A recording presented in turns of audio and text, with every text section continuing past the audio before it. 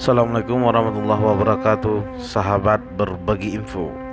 Pada kesempatan kali ini saya ingin membagikan sebuah kisah sejarah Tun Sri Lanang, raja pertama Samalanga, dan kisah yang terkubur 3 abad yang lalu.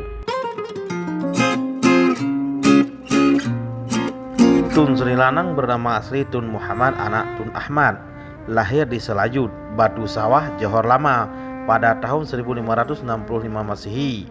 Adalah di antara sekitar 22.000 tawanan perang yang ditahan pasukan Sultan Iskandar Muda 1607 tahun sampai 1636 dalam penyerbuan ke Semenanjung Malaya pada tahun 1613 Masehi dan kemudian dibawa ke Aceh.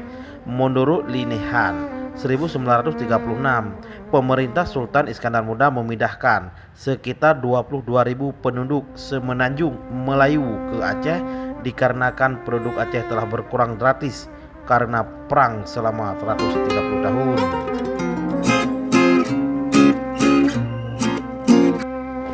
Saat ditawan, Tun Sri Lanang sedang menjabat sebagai bendahara kepada Paduka Raja Tun Muhammad, orang kaya Kerajaan Johor Lama di Batu Sawar, pewaris Kerajaan Kesultanan Malaka 1557 sampai 1613 Masehi.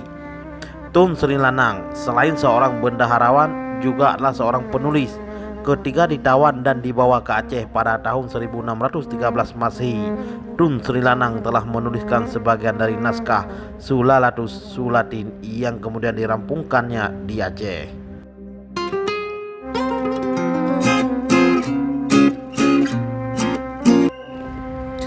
Pada tahun 1613 Masehi, beliau kemudian diangkat oleh Sultan Iskandar Muda Mahkota Alam menjadi Raja Perdana oleh Balang Perdana yang ke-6, Mukim Negeri Samalanga, Aceh Darussalam, dengan gelar Datuk Bendahara Tun Muhammad Sri Lanang. Setelah beberapa lama menjabat sebagai penasihat Sultan dengan gelar orang kaya Datuk Bendahara Sri Paduka Tun Seberang, dan Sultan Iskandar Muda memberikan wilayah kekuasaannya di Samalanga yang dibatasi dengan Krung Ulim dan Krung Jempa.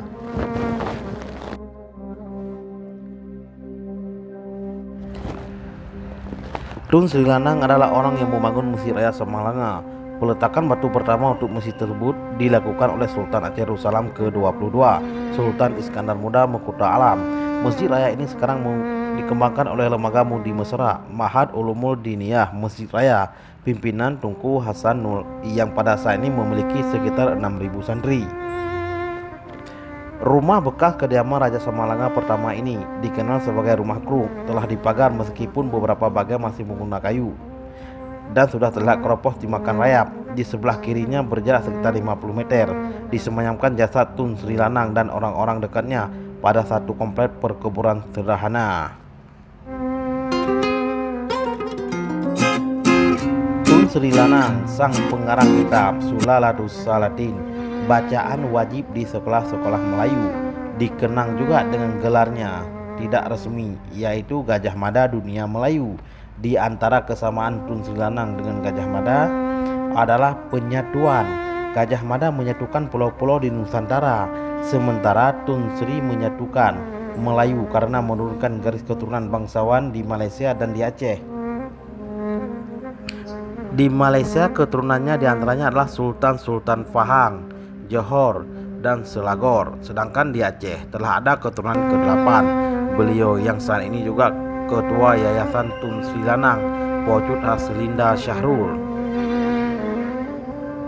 Ajal sama-sama meninggal di Aceh. Tun Sri meninggal di Samalanga pada tahun 1659 Masehi, sementara Gajah Mada di Manyak Panyut, Tualangcut, Kuala Simpang.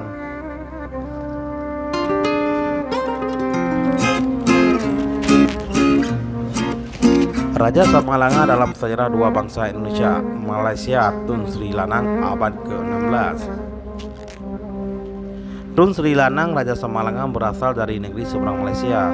Pada tahun 1613, Datuk Bendahara negeri Johor ini dibawa ke Aceh setelah Johor ditakluki oleh Sultan Iskandar Muda sekitar tahun 1607 sampai 1636 bersama 22.000 penduduk Semenanjung lainnya.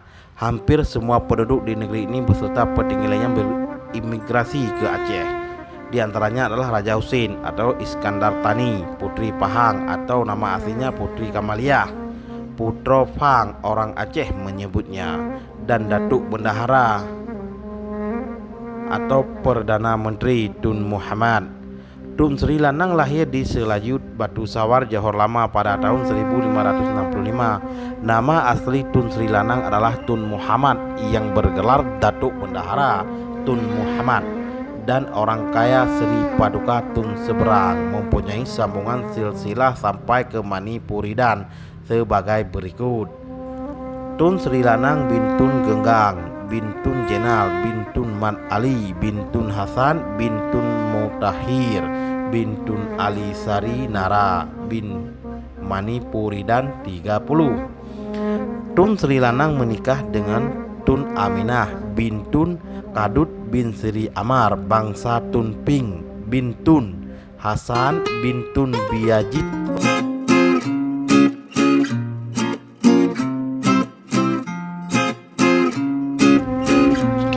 Di Aceh, pernikahan Tun Sri Lanang dengan istri keduanya mempunyai seorang anak bernama Tun Rebo, bergelar Tun Kuci di Blang, Panglima Perkasa 32 dalam sejarah Melayu.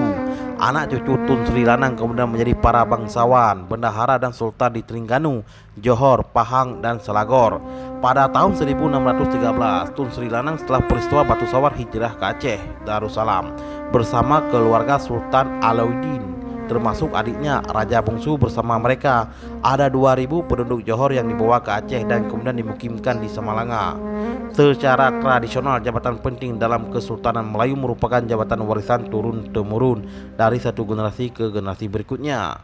Menurut satu riwayat, setelah Tun Sri Lanang pindah ke Aceh, putra tertua Tun Sri Lanang yang bernama Tun Anum diangkat menjadi bendahara Johor berikutnya.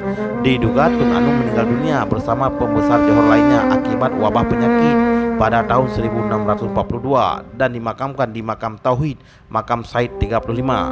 Setelah Tun Anum mengangkat adiknya yang bernama Tun Jenal diangkat menjadi bendahara dengan gelar Paduka Raja atau Bendahara Sekudai. Tun Jenal merupakan bendahara Johor yang berjasa melepaskan Malaka dari penjajahan Portugis pada tahun 1941 Masehi. Peristiwa pelepasan Malaka dari Portugis tercatat dalam hikayat Hang Tuah. Keturunan Tun Jenal bergelar Bendahara Paduka Raja alias Datuk Sakudai ini mempunyai seorang anak perempuan yang menikah dengan Said Zainal Abidin dari Aceh yang mempunyai seorang anak perempuan bernama Datuk Maharaja Diraja. Datuk Maharaja Diraja mempunyai dua orang putra yang bernama Said Ja'far alias Datuk Pasir Raja dan Habib Abdullah BSM. Dalam bukunya Hajjah Pocut Haslinda Muda dalam Adwar Waris ke-8 Tun Sri Lanang.